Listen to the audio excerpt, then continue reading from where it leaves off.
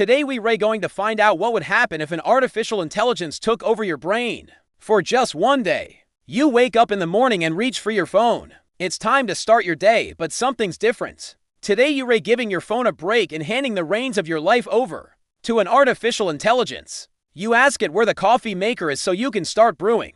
It tells you it's right behind you and instructs you to turn the knob to the right twice and push the button with the dancing beans. You do as you're told, and soon enough the delicious smell of freshly brewed coffee fills the kitchen.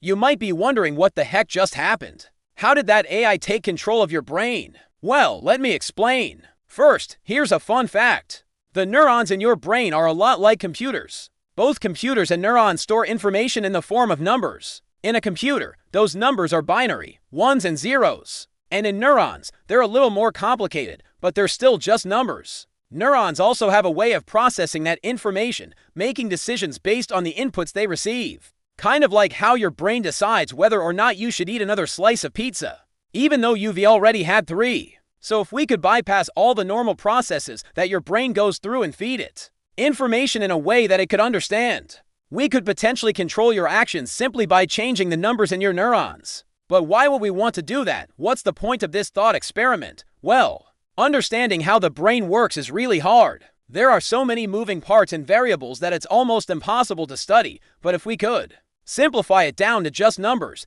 then maybe we could learn a lot more about how it works. In fact, researchers at the University of California, San Diego have already done something similar. They created a computer model of a neuron, and then used that to study how neurons process information. They found that their artificial neuron worked a lot like a real neuron when given the right inputs. It could store information and make decisions just like a biological neuron.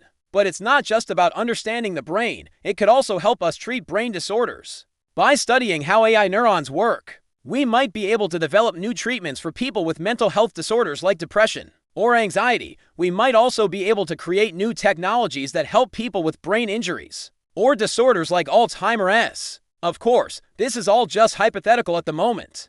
We're a long way from being able to control someone's brain just by changing the numbers in their neurons. But who knows what the future might hold? Maybe one day you'll be able to download new skills or information directly into your brain instead of having to learn them the old-fashioned way. Or maybe you'll be able to share your memories with others by uploading them to a cloud storage system. Who knows? The possibilities are really endless. If you like this video, be sure to check out our other videos about AI and technology. Thanks for watching, and I'll see you next time.